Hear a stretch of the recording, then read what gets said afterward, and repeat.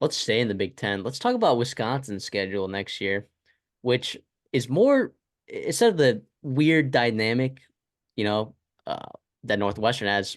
This is just a team that's playing against very good teams, right? Hmm. You're playing against Alabama and you're out of conference, which is now your other two out of conference, Western Michigan and South Dakota.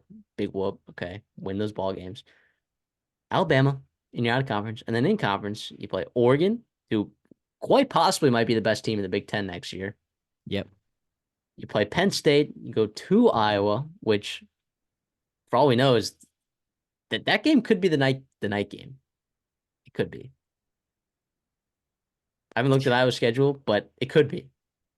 Could because And there's no more big noon kickoff anymore, right? So it hopefully Iowa gets to pick a better I think they're still on. They still have Fox. It's Fox, CBS, NBC. There's a bunch of networks that still have the Big Ten, okay. so All right, they all can right. have their pick as Anyways, and well. then USC, you play USC at USC. Uh Rutgers is no slouch. Nebraska's no slouch, and both those games are on the road. I mean, if Wisconsin wants to hit their win total, they got to beat Purdue at home. Obviously, you win your out of conference games that are not Alabama. You got to beat Northwestern, which is basically a home game, right? It's not kind of nice that game's getting played in Lambeau, most likely. Then you got to beat Minnesota at home, which they've struggled the last 3 years. I mean, they won last year, but uh, it's possible for PJ Fleck's Minnesota team that also returns a lot of talent to go ahead and win in Madison. He's done it before. Yeah. No, to me, like I look at this, and the reason why it's on here, we talked about like again, hard out of conference game, Alabama, right? And this is going to be a massive environment. First of all, I think, I don't can't or I do think Wisconsin Stadium is going to be fuming, or very fired up for that game. If you're a diehard Wisconsin fan, you remember about 10 years ago, you played Jay Coker and Derrick Henry, right? That was that Alabama team, and it did not go well for you. But you get a chance to kidnap their home stadium. You think they're down with Kalen DeBoer coming in, a lot of transfers out, some transfers back, which eventually we'll talk about.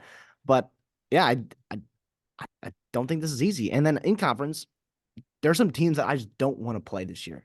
I do not want to play Rutgers this year at Rutgers. I do not want to play Iowa this year at Iowa. I do not want to play Nebraska this year at Nebraska.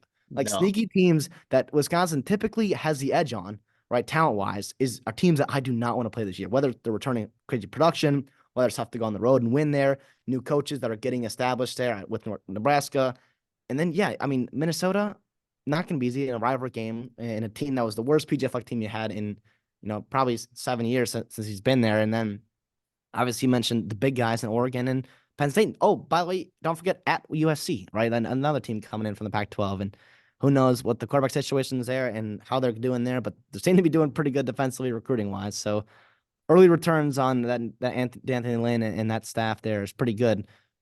Yeah, I think this is very valid, very justified to be on a schedule. And Luke Fickle, who typically sees a big jump in year two, and a lot of people are high in Wisconsin, and I am long term for this program, absolutely. But in year two, again, we talked about with Northwestern, you want to keep building momentum, but then you get a brutal schedule, and it's like, damn, tough to have that. But you know what? I'm sure they're excited for it. They're bringing back 20th to 20th from turning potential. That's pretty darn good. Upper quarter of college football. yeah, but guess what? They play 5 teams in the top 20 in returning production. So Yep. like, yeah, sure, Wisconsin returns a lot of production from last year's team. You know, have they figured out the quarterback position? They'd like to think so. I don't know that Tyler Van Dyke is the guy, We but yeah, will there's a have lot. to There's a see on lot. that. There's a lot of teams that they play on the schedule that A, have their quarterback situation figured out, or B, just are returning a lot of talent. So, um, and we'll see. I mean, Oregon, they're transitioning quarterbacks. Dylan Gabriel will be good. Dante Moore is fine as well. Alabama, we'll see who plays quarterback there. Whoever they trot out there will be fine. USC has a quarterback battle against two giants. I mean, Penn State has their quarterback situation figured out. I mean, Minnesota may have the best quarterback on their team that they've ever had in the last 20 years, quite possibly. Unless you want to count Tanner Jones' 1 year as his or sorry, Tanner Morgan.